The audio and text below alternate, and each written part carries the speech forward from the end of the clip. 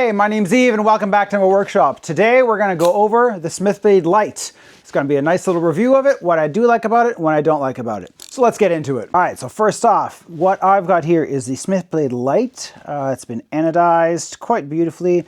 It shows up a lot more on camera than it does in person.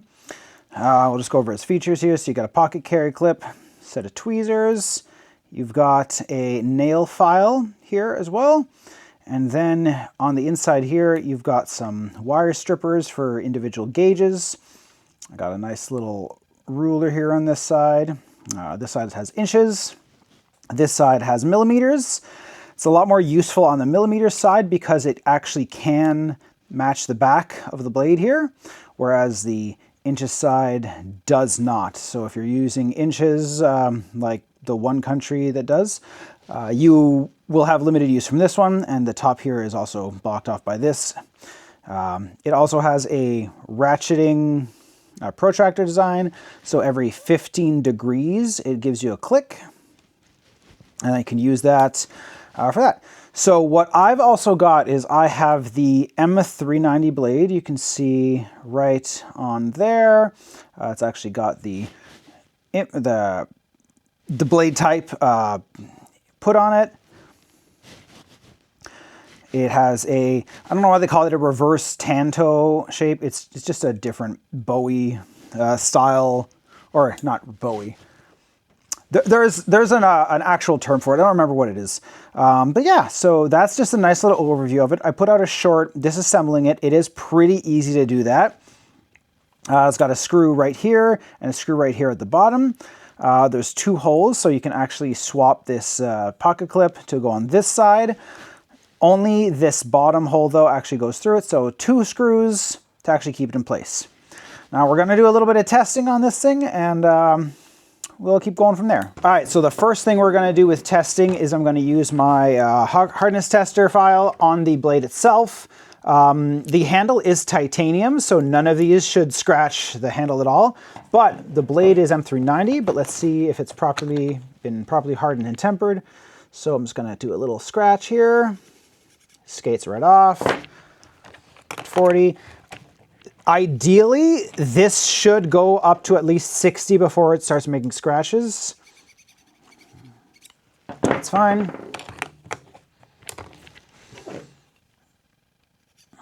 That's 55 now, or rather 50, sorry. No scratches at 50 yet. Go up to 55. Skating off, nothing yet. Hit 60, so this is the make or break spot. Hopefully it will still skate off, but let's see.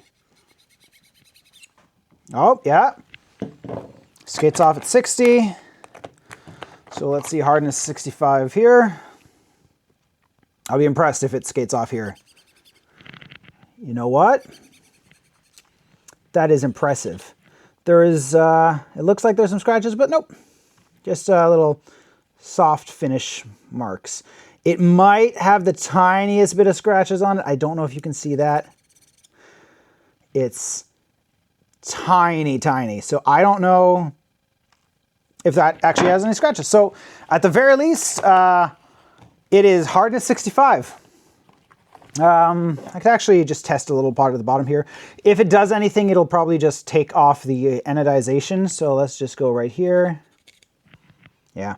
So you can see it's scratching off some of the anodized titanium there. Not a big deal. It's an oxide coating, so that's fine. So we've done some testing on that. That's good. The edge geometry of this thing, it is a pretty severe angle, all the way continuous from here, technically from the top of the blade all the way down to the bottom here. It is pretty sharp. M390 will be a pain to sharpen, but you should still be able to do it with some patience. I've been using it fairly regularly. It's not taking really any scuffs, any marks on there. So that's pretty good. One thing that I am going to do though is this nail file here. I know it's good for nails. It'll also do any other soft materials, but what I want to see is if this nail file can actually file metal. So let's just take this screw here.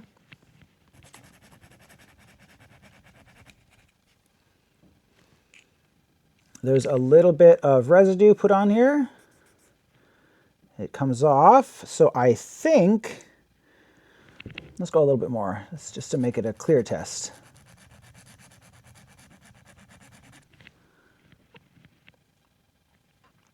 It does appear to be slightly chipping away at the screw here.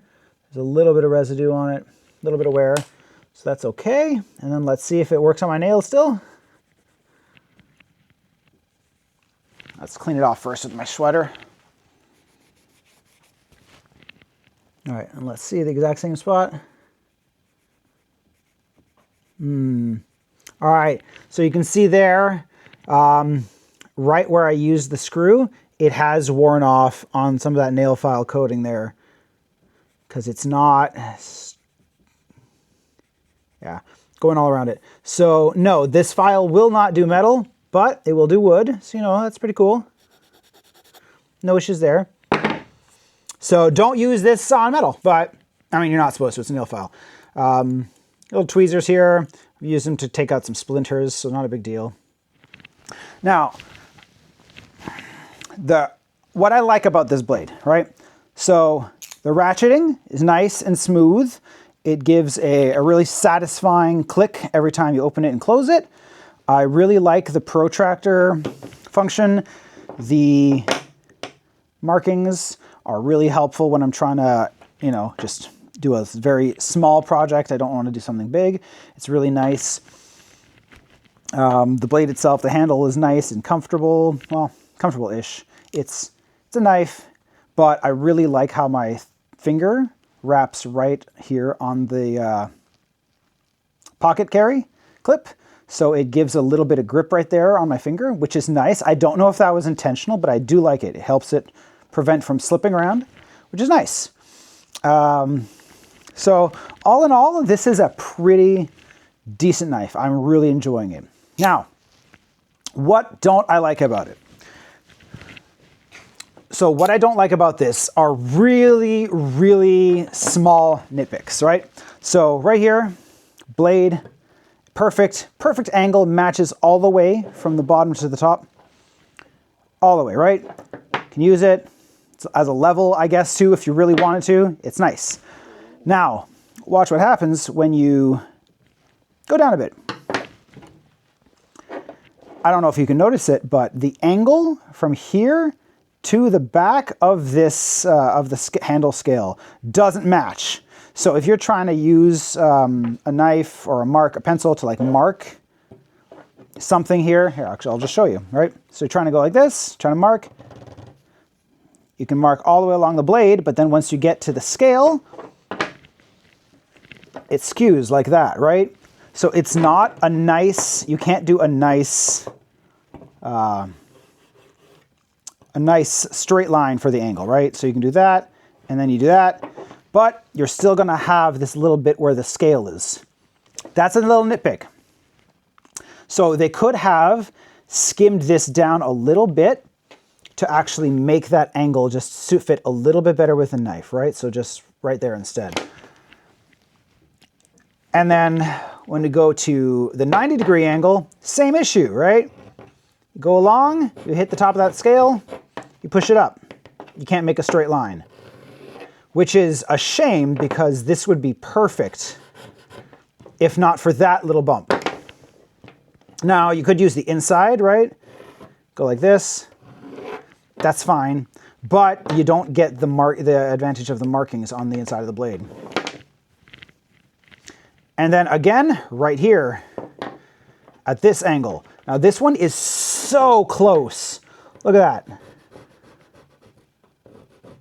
It's so close. You can barely even tell there's a difference, right?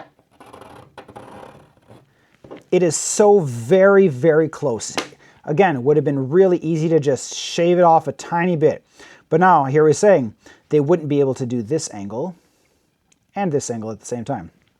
They could, because they would just have to make this a little bit shorter and then the angle would end right about here instead. And then it would go down that way. So doable, not the end of the world.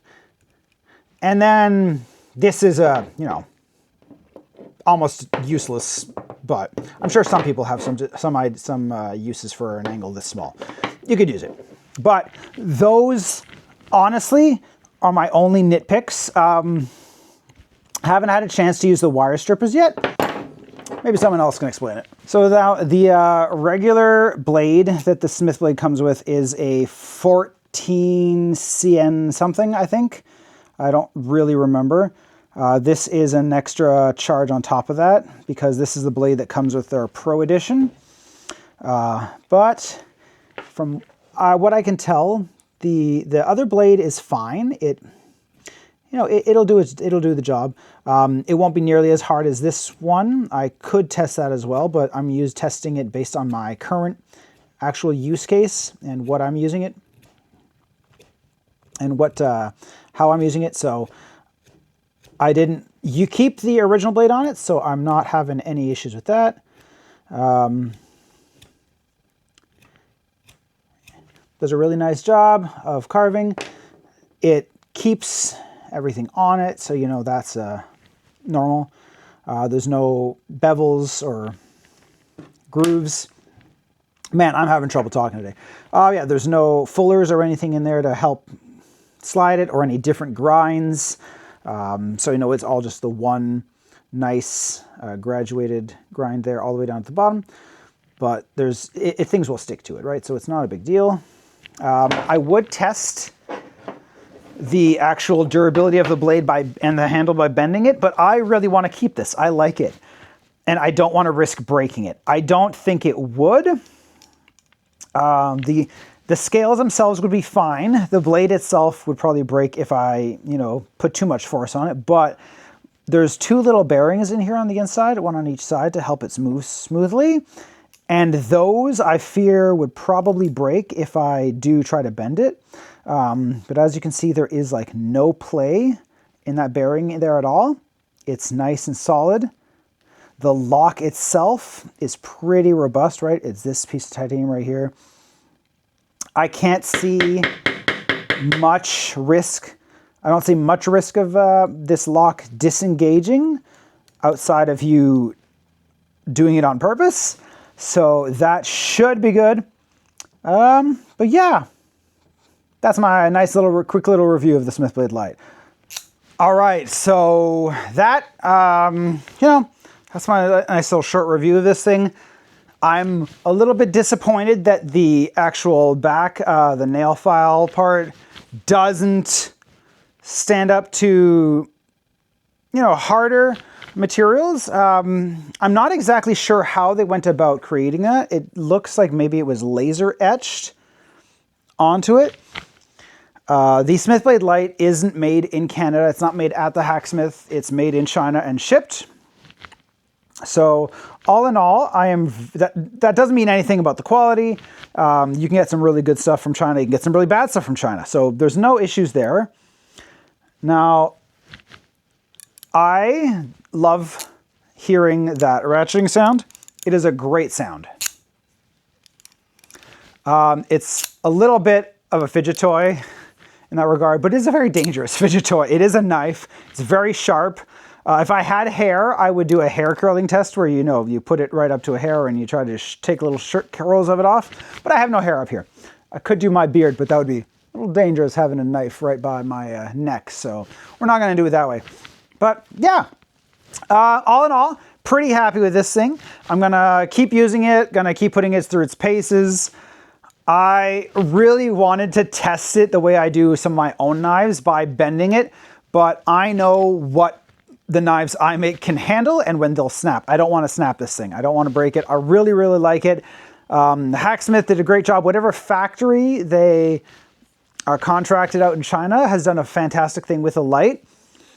I have heard some people who got their Lites had cross-threaded screws, so they couldn't actually open it and switch out the blades. That didn't happen with mine, thankfully. The blue anodizing looks really different on camera than it looks on purpose or in person. So on camera under these lights, you can see it's blue, but in person it looks more like a dull gray, a bluish gray. It also shows up pretty much any fingerprints you put on it. So yeah, let's see if I can clean it off a little bit with my shirt. Yeah, so it does get really dirty really quickly. It's got this cool dual reflection color thing going on in the light. It's nice, I like it, but it's not the blue that I thought I was getting when I picked this color. Another minor nitpick, the pocket clip is pretty firm, or pretty robust. I don't think you're gonna have to worry about it breaking, but it is very difficult to just like slip it into a pocket. You have to kind of lift it. It is pretty, like the tension on this thing is really strong. So you can't just like slip it in and expect it to go in. You have to actually lift it a little bit with your finger as you put it in your pocket. Not the end of the world. It might loosen a little bit over time with flexing and stuff. I don't know. It's not a big deal. There's also a deeper pocket clip that you can get that just kind of goes a little bit further down. So you can have it hanging a little further. Otherwise, it hangs right here and this sticks out of your pocket. Yeah. So as you can see here, it fits on the pocket, but part of it sticks out. You can get the deeper pocket clip so it goes a little further down. What I said with the actual pocket clip carry, because you can tell as I'm pushing it in onto my pocket, it's just pushing the pant, and then eventually it does go, right? So it will go, but it's a lot easier to just lift it up with a finger and slide it in. That's not a big deal. It is pretty robust. It will stay in place. So, not the worst thing. Yeah, so that's the final review. Those are my final thoughts on this thing. I really like it. If you will, are in the market for a pretty cool knife, this is a nice one. I don't think you can still get them in the store yet. They're still working on sending all of their Kickstarter orders out. I'm sure once they have gotten them all out, they will put an announcement on their website or probably on YouTube as well that they've got them out and ready for sale. I don't know, I think. But yeah, other than that, I really like it. So if you like the review, leave a comment, subscribe, like, all that fun stuff, and I'll see you in the next video.